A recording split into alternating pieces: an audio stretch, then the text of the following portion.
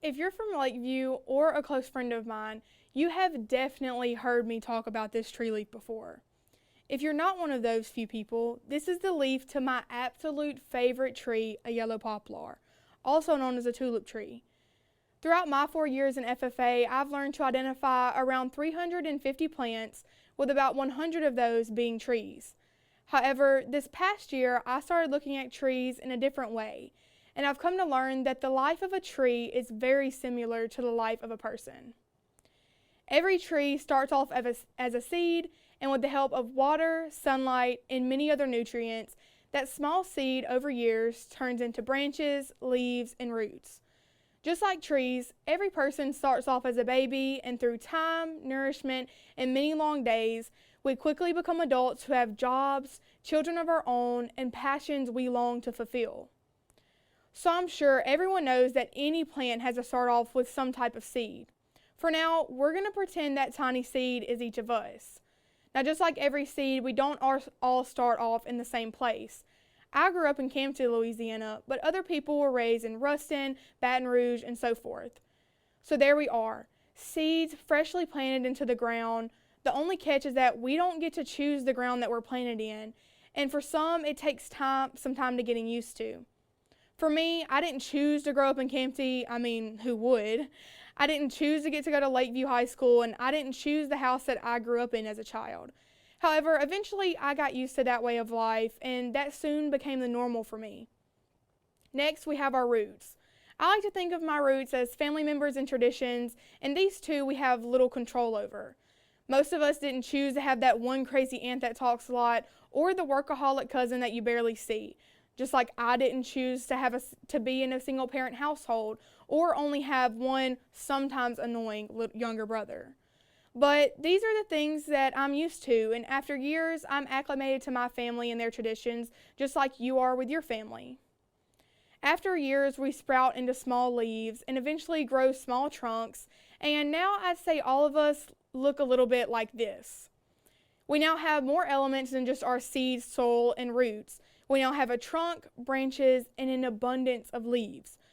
We're bigger than we are before, but we're definitely still growing. And there are specific key nutrients we need in order to keep growing. The first being water. I like to think of water as the opportunities we get throughout our lifetime. It does not rain all the time, but when it does, trees try to soak up as much water as they need to sustain them until it rains again.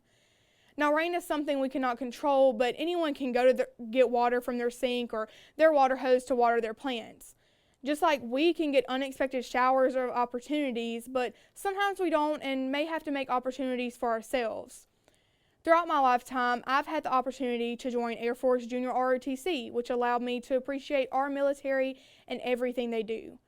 I had the opportunity to film for the Lakeview High School football team, which led me to start filming videos for my YouTube channel. And just about all of us watching this video have had the opportunity to participate in FFA, which led us to making friends, discovering new things, and essentially leading us to watch this very YouTube video. Without each of the opportunities we get, our trees, aka ourselves, wouldn't be able to grow into what it is today. The next nutrient a tree desperately needs is sunlight. Sunlight aids trees in the process called photosynthesis, which allows trees to take in carbon dioxide from the air and release oxygen in the air, which helps us breathe. Unlike water, sunlight is something we cannot control, and there are some things in life we can't control either. Maybe it's a family member dying, you not getting say office, or the one we can all relate to, a global pandemic occurring out of nowhere. We can't control these things, but we can control how we react to them.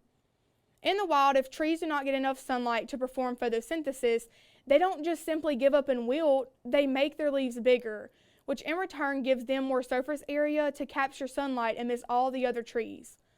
I was very upset when I found out that my state convention, my graduation, and every single banquet, including my own, I wanted to attend would be canceled and or postponed.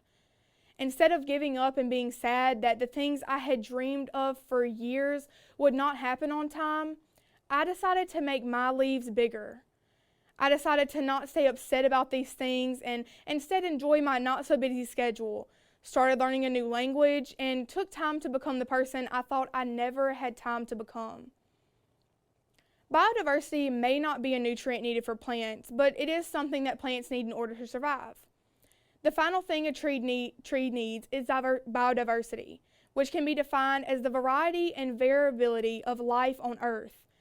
Just like if all trees were the same, they wouldn't be able to survive. Humans wouldn't be able to survive if we didn't all live to pursue the idea of normality. I'm sure within the past few months during this whole pandemic, all of us have heard the phrase, "I just want everything to go back to normal." Some of us probably said this every single time we talk to our friends and family. At first, this saying didn't really stand out to me because I too wanted things to go back to the way they were in BC, before Corona. However, as time passed on and I started to make my leaves a little bigger by appreciating the time I had in quarantine, I began to ponder on this phrase, which led me to an even bigger question. Why do we yearn to be or to go back to normal? I mean, I'm guilty of it too. From the time I could remember, I always wanted to be normal, live in a normal house, have a normal family, and do normal activities. Although when you think about it, every person's version of normal is different. My version of getting back to normal would be going out to eat with friends, traveling to FFA events, and always planning or looking forward to the next vacation I could take. Your version of normal is probably vastly different than mine, yet still in April you are probably begging to go back to it. But if anything, I don't want to go back to normal or the person I was before this happened.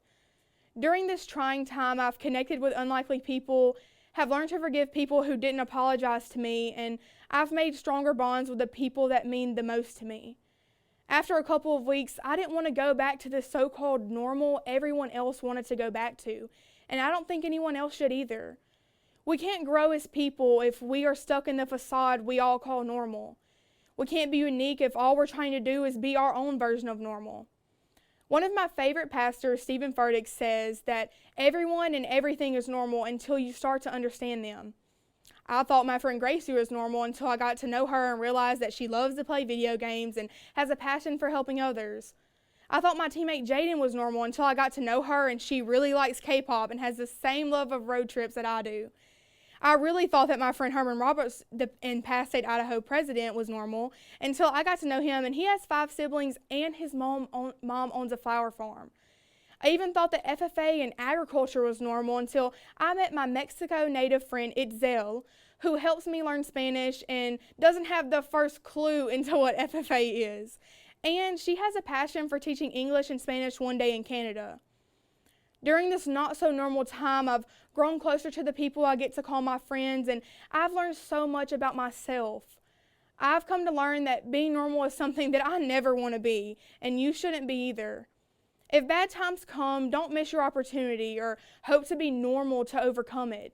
Just accept the fact that there are some things just out of our control, and make your heart, your passion, and essentially your leaves just a little bit bigger to capture all the sunlight that you need to grow.